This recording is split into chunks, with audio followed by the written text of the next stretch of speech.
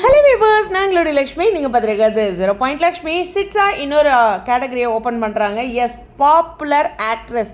இந்த ஆக்ட்ரஸ் இந்த ரெண்டும் பாப்புலர் கேட்டகரியில் ஓப்பன் பண்ணவே இல்லை. பட் ஆனால் நானே சொல்லியிருந்தேன், நாமினிஸில் அவங்க வந்து கம்மியாக தான் தமிழுக்கு கொடுத்துருக்காங்க அப்படின்ட்டு.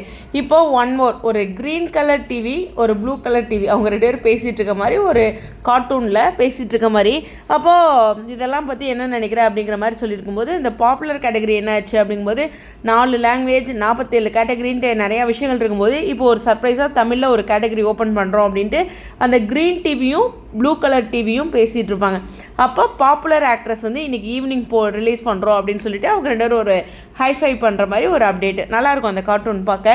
ஸோ ஒரு வித்தியாசமான முயற்சி. மறுபடியும் ஒரு பாப்புலர் கேட்டகரின் போது எனக்கு ஃபஸ்ட்டு சீரியஸ்லி ஹானஸ்ட்டாக சொல்லணும் அப்படின்னா, கோமதி பிரியா அவங்க நாமினேஷனில் வருவாங்க அப்படின்னு நான் எதிர்பார்க்குறேன். அதேமாதிரியே நம்ம எல்பி இன்னும் ஒரு கேட்டகரியில் வர்றதுக்கும் பாசிபிலிட்டிஸ் அதிகமாக இருக்குது.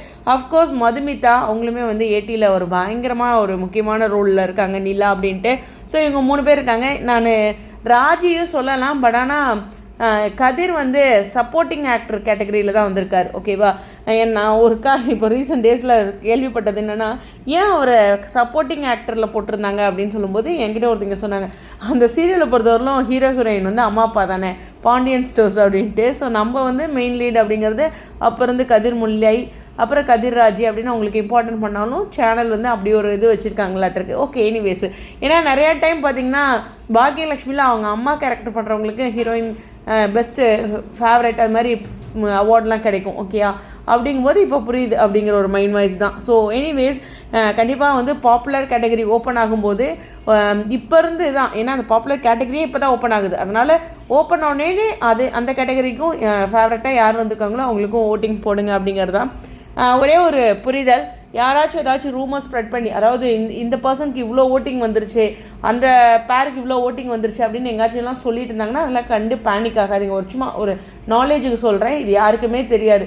நிஜ வாழ்க்கையிலுமே ஓட்டிங் யாருக்கு போடுறோன்னு தெரியாது. இங்கே சீரியல் லைஃப்க்கும் ஓட்டிங் போடுறது தெரியாது. அவங்களுமே வந்து வெளியில் சொல்ல மாட்டாங்க. ஃபைனல் டே மட்டும்தான் ஓட்டிங் வந்து எவ்வளோ வந்திருக்கு அப்படிங்கிறது தெரியும். அதனால் லட்சக்கணக்கில் கண்டிப்பாக போயிட்டுருக்கோம், எந்த ஒரு டவுட்டுமே இல்லை. 4 லாங்குவேஜ் அப்படிங்கிறனால விக்கா ஃபேன்ஸோட பவர் நமக்கு தெரியும். அதுலேயும் அன்லிமிட்டெட் அப்படிங்கிற ஒரு விஷயம் இருக்கிறனால லட்சக்கணக்கில் போகும், அதில் ஒரு டவுட்மே இல்லை. ஸோ அவங்களே ஒரு நாளைக்கு வந்து ஒரு அமௌண்ட் போடுவாங்க, இத்தனை ஓட்டு விழுந்திருக்கு அப்படிங்கும்போது ஷாக் ஆகாதீங்க. நம்ம பிள்ளைங்க தான் உட்காந்து போட்டுட்ருப்பாங்க. இது வந்து ஒரு முன்னாடி உங்களுக்கு புரிதலுக்காக சொல்கிறது. ஸோ கண்டிப்பாக பாப்புலர் ஆக்டர் கேட்டகரி ஓப்பன் பண்ணலை போல். ஏன்னா இன்னும் ஒரே ஒரு கேட்டகரி தான் எக்ஸ்ட்ரா ஓப்பன் பண்ணுறோம் அப்படின்னு சொல்லியிருக்காங்க. எனக்கு அந்த ஒரே ஒரு கேட்டகரி அப்படிங்கும்போது எனக்கு கோமதி பிரியா தான் ஹானஸ்ட்டாக ஞாபகம் இருந்தாங்க. பட் ஆனால் யார் வேணாலும் வரலாம். எல்பி அண்ட் மது எல்லாமே வர்றதுக்கு ஹைலி சான்சஸ் இருக்குது. ஏன்னா 2 பேர் வருவாங்க சேனல் சைட்லேருந்து. யார் 2 பேர்த்து எடுப்பாங்கன்னு பார்க்கலாம். உங்களை போலவே நானும் காத்துட்ருக்கேன். உங்களுடைய கருத்துக்கள் ஸ்டேடியம்.